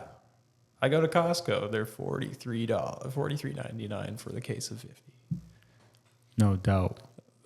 cost of stuff is crazy. Yeah, it's tricky because, like I was saying, when I got yours, it was like, okay, like, because at first it paid for the pizza online, right? No idea. And at that time, I didn't know diameters or any of this stuff. I'm like, okay, this isn't a cheap pizza. But after seeing all the pictures, like, knew it was good pizza. Yeah. And like, I hope it comes across in the pictures that like it is a larger pizza. I think until you get one in your hands, it doesn't make any sense. Yeah. You see this and you're like, why is this over $30? What? Yeah. And a lot of people, I think that's their initial thought. Just like, why is this pizza so expensive? Yeah. But then when you get in your hands, it's like, oh, it's actually a lot of pizza. It's double the pizza you're going to get at most pizzas around here. Because most places, large pizza around here is a 12-inch pizza. Yeah. That's 12? Yeah. Yeah, most their large will be a 12, and then their extra large will often be a 16. Interesting. Yeah. Yeah, and yours is definitely big. And like I was thinking about that just before you came here. I'm like, since I've been there, costs of goods have gone up so much. And like my price, I haven't changed the price of pizza yet. No, since being at De La Terre, the price has been the same. And like, it's like, so it's eating into your margins for sure. Yeah, I can. I will say a lot of my base costs haven't changed significantly over the last couple of years, thankfully. Certain things like when I maybe changed from one thing to another thing, like the price changed. Like when I originally moved from the Kirkland cheese to the Santa Lucia cheese, that was a price hike. Right. It's like, all right. To be fully transparent, there is about $7 of cheese on each pizza. Wow. It's friggin' insane. Do you know how much weight-wise? 500 grams. I put 500 grams of cheese. Over a pound of cheese. There's over a pound of cheese on each pizza. Wow. That's like if you get regular cheese. Extra cheese is 750 grams. So it's like it's a lot of cheese, and that pizza or that cheese I think costs in the realm of $16 a kilogram. Wow. So it's not. Yeah. It's not at all cheap. No. The pepperoni, I think, is in the realm. I think it's $13.99 a kilogram. Right. It's like all these things add up. Totally. A base cost of my pizza is in around $15. Wow. Yeah. See, and you're keeping like I think a lot of places aim for like a 30% food cost. So like that. It's like, especially finding out like what you can make a pizza for in Buffalo really killed me. When I went over recently, I went over to Joey's spot at Extra. Right. Because when I was trying to like just learn a couple things about making dough, went over there and just like spend a day with them making seeing how they do it. Nice. And then we were just talking about cost. He's like, "Oh yeah, I can make my like large pizza for $4." Really? I was like, "Fuck you." Yeah, no doubt. I was like, "God damn!" That's like so crazy. Yeah, it's like I think they charge in the realm of 20, like in the low to mid 20s on that, but like a $4 cost. It's like, so they're doing real good over there. Huge margins on pizza there. That's why everyone owns a pizzeria in Buffalo. Interesting, because like that was one thing when I went over to Buffalo. Their pizzas are more expensive than our pizzas. They can't base pizza. Like that's also what I'm what I'm fighting with is like, even based on if you were to buy my pizza at Bocce Club, because like I think that's the most comparable. That's kind of where my base idea of what a Buffalo pizza was. You know, when I first started making a pizza. If you were to buy an 18-inch pizza at Bocce Club, just their standard sheet, I think it's $27 US for just cheese. Yeah, just cheese. Gotcha. That's to just cheese. Like so, mine is $30 Canadian just cheese right now. So theirs would be with the conversion. Or no, it's 29. Actually, I'm 29 just cheese right now. So theirs would be 30, 33, about 36 Canadian. At least. Yeah. Plus all your bank fees, all that. So it's like, you know, if they're charging that and like, you know, wages on both countries are kind of similar. It's like the cost of things on both sides are about the same. But what the value of it is different in certain ways. Yeah. Yeah. See, that was interesting too, because when I did go over there and seen, I find that I haven't run the math just from like memory that on average, it's probably around $25 is the average price of a pizza over there. At least, yeah. I get a large cheese pepperoni. But like I've had ones 30, 33. I'm sure I've even had a $40 one. I can't remember. That's a lot, but Yeah. So then like after I experienced some of those, I was like, it made yours look even better in value because once I had yours, I appreciate that. well, it's true because like it was your pizzas, like I said, we're talking one of the top ones. So you're competing against, in my opinion, the top ones over there. And like price wise, like you're even better than those places. Yeah. But like this is something that I've had to like fight with a lot. And it's like I've had a lot of people tell me it's like you should be charging more for your pizza. And then there's and like the thing is like I do like agree, but it's like I know just personally, like ordering a pizza is like that's a lot of money. Yeah, exactly. It's like they're people, folks don't have a huge amount of money necessarily that's expendable right now. Totally. So it's like I'm trying to do a good product and make it as affordable as I can. It definitely prices some folks out for sure. Mm-hmm. But that yeah, you're making high quality stuff. So like that just comes with it. Yeah. And it's like there may come a day where it's like I have to charge a bit more than what I currently am. I'm not looking forward to that day. Mm-hmm. But I think this is also kind of came with being the first expensive option in the city. Mm-hmm. There's also nowhere. I'm the first to set that bar of just like, I'm going to put more into this, but I'm going to charge more for it. Mm-hmm. Whereas I think a lot of places around, a lot of the pizza, not casting a net here, but a lot of pizza in Niagara, we got a lot of places that are, it's two pizzas for $20. Yeah. And it's like, what are you possibly making those with to be making money? Yeah. If you can sell 2 of these for $20, what are you making it with that you are still making money? Because like that would be the entire cost, That's not high quality ingredients. Yeah. Yeah. And that's the big thing is just, you gotta factor, if you are getting a good deal on a pizza, there's a reason why you're getting a good deal on a pizza. When you say good deal, you mean by low price? Yes, low price. I think your pizza is a good deal. It's just not cheap. Yes. Yeah. If you're paying a low price, you're probably not paying for good stuff. Not to say it won't taste good. Yeah. You can take, ingredients and use them properly, but it's like, the baseline isn't, they're just not starting at a high baseline. Do you have any chain pizza that you like? Absolutely. I love Pizza Hut. Yeah, Pizza Hut's like up there for me too. I love Pizza Hut. I'll get get greasy. the Thursday $10. It's like the Supreme or whatever. Yeah, I love that pizza. Solid. A lot of chains I don't really love.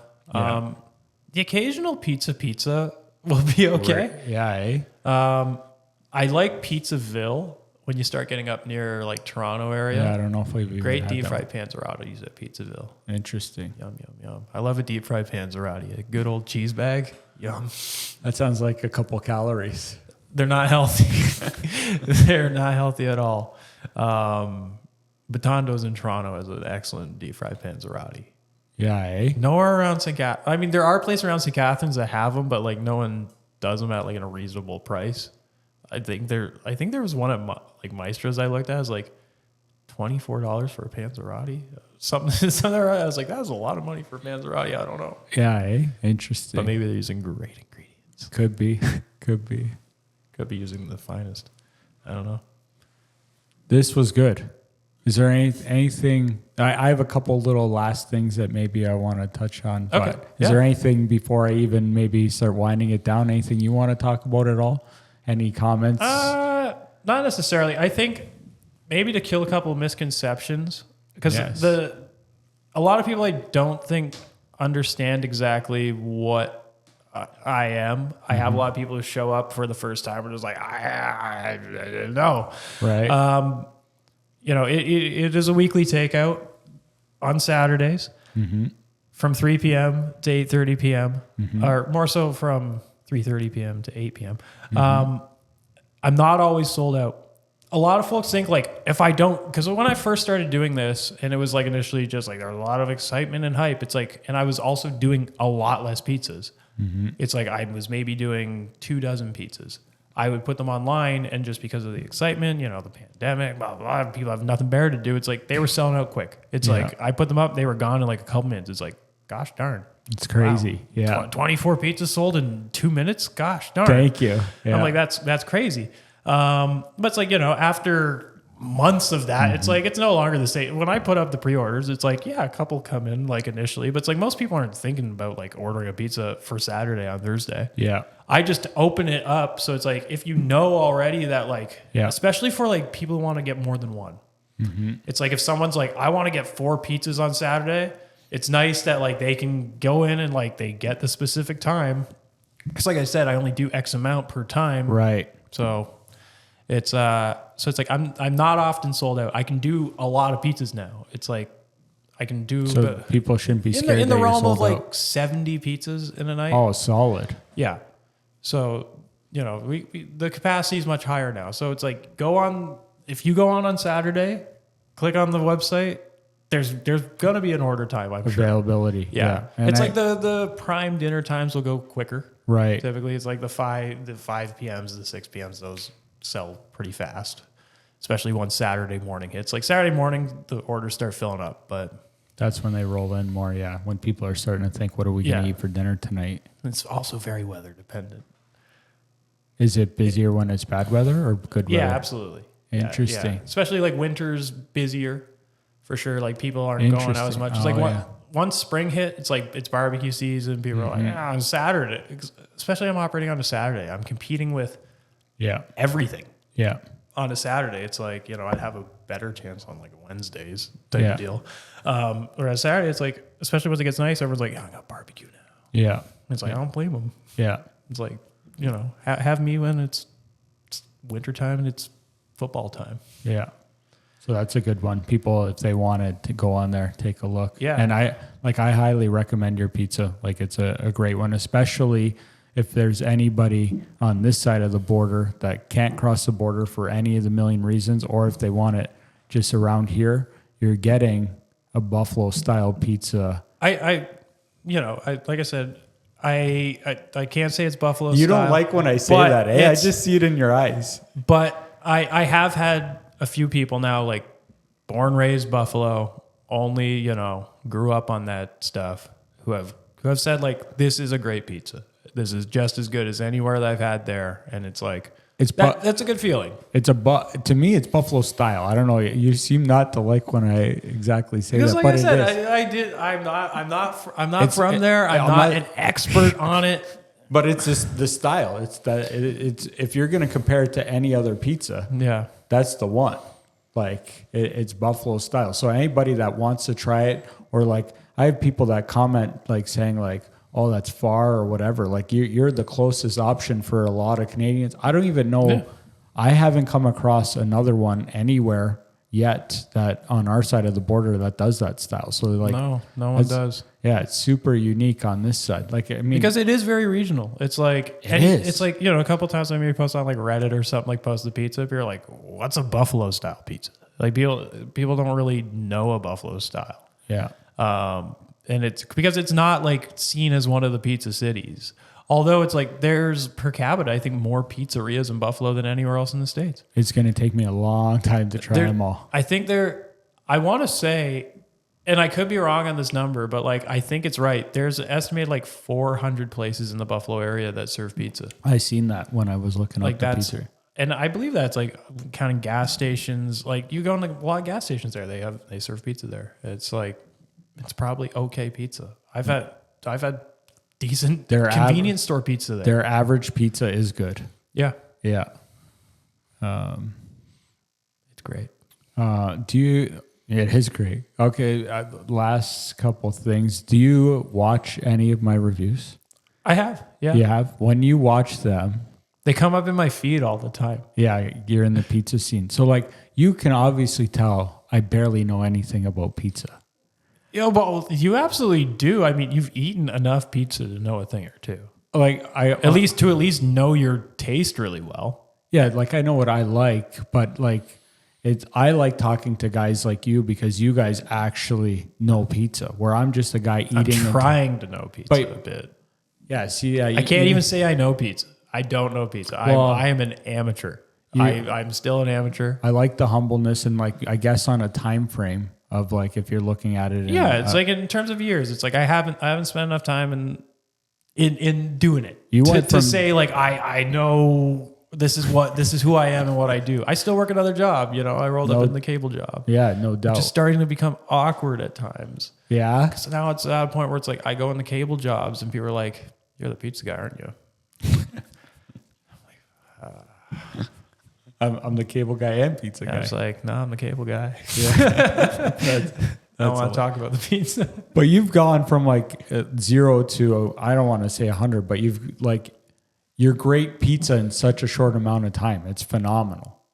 Well, thank you. Like as humble as you want to be, like you've done a great job of doing that. So that's awesome. But like, that's what I mean too. Like, pizza from the making perspective. Cause like, that's why I like learning and drawing from people like you, because like I'm eating the pizza and I'm like, I like it.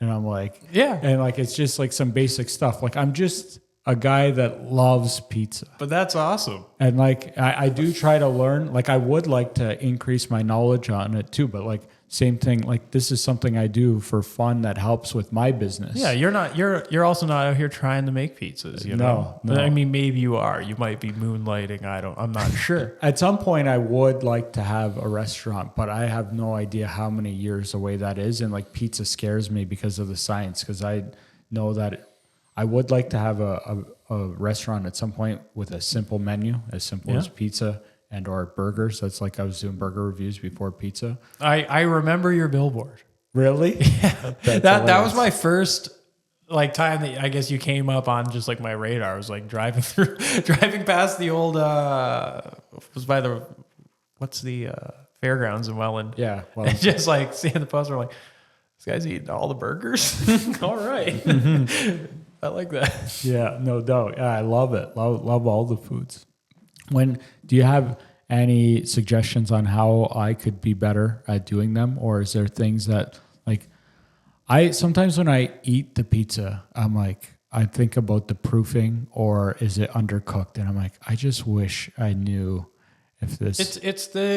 Really you can tell if it's baked properly. It's like the amount of like the gum line. Mm-hmm. It's like where the bottom of the crust, and then you should just be baked dough. Mm-hmm. There's always going to be a bit of gum line. Once you start putting wet sauce on top of the pizza, right, that starts to saturate down into the dough. That's obviously areas that are never going to bake fully. But the idea is to have as much of that dough be cooked. Mm-hmm. And a lot of places, it's like if you don't have the right amount of yeast in there, if the temperature is wrong, if you use, just too much of something, too much of this or that in it, it's not going to cook that whole way through and it will be gummy.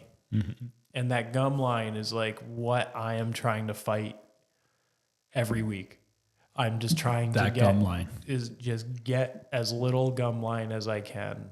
It's like there's always going to be a bit. Some weeks there's more than others. And I mean, the pizza can still taste perfectly good. Yeah. Yeah. As long as it's like mostly cooked the whole way through. Yeah. And yeah. See, that's interesting too. Cause like going through doing all these reviews too, like I don't have a set formula on how a score gets a score. Right. But what I've learned a lot lately is what is the biggest part of that can be detrimental to the pizza is how it's cooked. Yeah. And the crust, because you can have all the great ingredients, but if you cook a pizza for 2 minutes, can you eat that? If it's just doughy, and also when it's not baked properly, you end up with a sore stomach afterwards. Yes. Eating uncooked dough is not always easy on the stomach. Yeah. So that can also just be an unfortunate part of when pizza's not cooked properly. Yeah. Yeah. So I think I only have one question left, other than if you want to address anything else. This has been great, by the way. Like this, I didn't know what to expect. This is the longest conversation I've had with anybody in a while, let alone. I don't even know how long it's been. We're 1:44, an hour 44. That was solid. Fair enough. So is there anything left that you want to address at all? I don't know. I'm doing all right. Yeah, this is good. So yeah, I I don't remember where I did a podcast once and he asked me a question that I thought was interesting, and I don't know if I should tailor, but death row meal I thought was a great question. Or I don't know if I should go death row pizza and wings, death row meal overall. I mean, if there's a meal overall, okay, this is my insane meal that I order almost every day. I get a double hamburger from McDonald's. I bring my own slice of cheese from home. What kind of cheese? I just bring cheddar cheese. Okay. I don't like processed cheese. A lot of smash burger. I love burgers. I love having cheese on burgers, but like especially with like smash burgers, everyone's like it's gotta be American cheese, and some people are very like diehard. It has to be like that processed cheese, and I do not like it. You're like, I want the real cheese. That additive that they put in to make it so goopy. Mm-hmm. I forget the name of it. I'm not even gonna try to think of it right now. Yeah. But that additive that they add just adds that like plasticky taste that I just hate. So anyways, it would be a double hamburger from McDonald's with your own cheese, with a slice of cheese, one slice of cheese. Yep. Medium, medium fry, medium Coke. And that's it? Yeah. That's it. You wouldn't want to gorge out on the last meal. You're just going to have a couple bites and that's good. It's not a couple bites. That's a meal. Well, yeah, a double burger, that's like 3 bites. They're great. That's all it needs to be. McDonald's invented the perfect hamburger. I mean, when you think of smash burgers, that's just a double hamburger. Mm. That's how McDonald's cooks it. McDonald's got right. The clamshell. Yeah. You smush it as hard as you can into the hot grill. Yeah. You take it off. Perfect. Yeah. The quarter pounders at McDonald's are awful. Those thick patties. You don't like them. They don't cook right. You like the thin ones, the 1/10. Those are 10 in a pound. They're perfect. So that I don't know how many ounces would that be. I'm not even sure. Oh, I have no idea what size those are.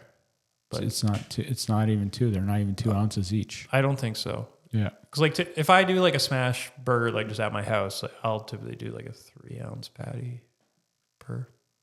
So okay, now since you didn't go pizza, death row pizza or pizza wings?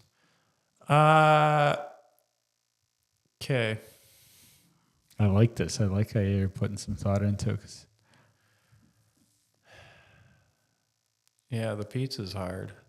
Mm-hmm. Wings are a little bit hard. There's like, I would probably, if it's the last time I'm ever gonna have that, any food, and then it's good night, Jimmy Kite after that. Yeah, then it would probably be 9/11 wings. Yeah, but I do want to say Adolph's Old First Ward Tavern top tier wings. So you could have them both. I ain't gonna tell you if it's your last meal, you can have them both. I can't have them both. No, they're too far away from each other. Elmo's also great, but yeah, no, it would truly be the McDouble. But with the pizza, that's a hard one. That pizza from Santillo's was unbelievable. Nice. Like I said, that was probably the best pizza I've maybe had in my life. Freddie the Pizza Man in Detroit has also a fantastic pizza. Nice. If you're ever in Melvindale, he's not in Detroit. It's like South Detroit, Melvindale. It's not like a pan pizza. It's like he's doing like a New York Interesting. style. It's very, very good. I know I'm not a big Dave Portnoy guy. However, I do like his takes on pizza.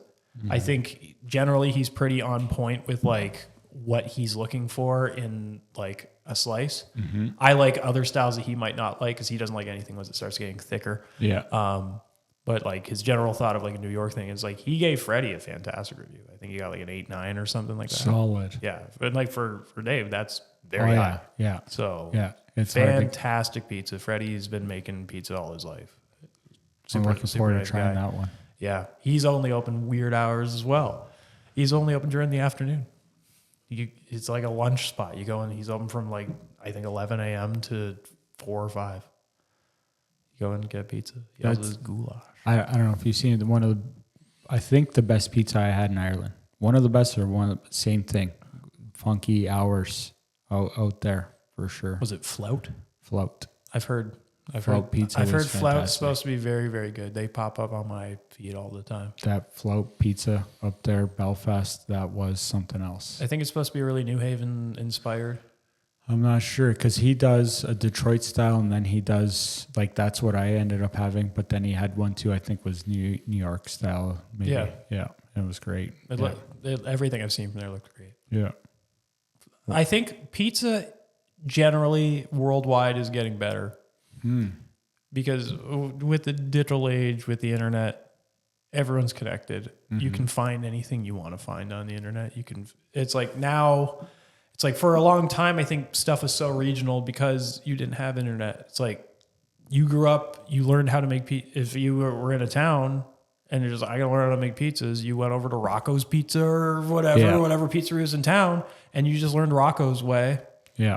And that was it. And it's like, it's like, okay, well, Rocco was the first one in town. So then Billy learned from Rocco. Now he opened Billy's. And now it's like, exactly. You got several places that are just all the same. Whereas now that the internet exists, you're like, oh, pizzas in Detroit are a lot different than here. What? Oh, the pizza in Chicago, it's like there's a couple types. It's not just the thick one. There's also a really thin one too that's a lot better. Yeah, totally. Arguably. But yeah, it's like, I think it's with the internet cracking everything open, you can learn all about all these different styles. You can learn how to do them. Totally. So now more and more places are like, oh yeah, we're going to attempt to do that because now we have the info on it. Totally. So totally. This was awesome. It was. Did you enjoy this? Yeah. I love it. I think we can. Good stuff. Yeah. Let's see if I can figure out how to shut her down.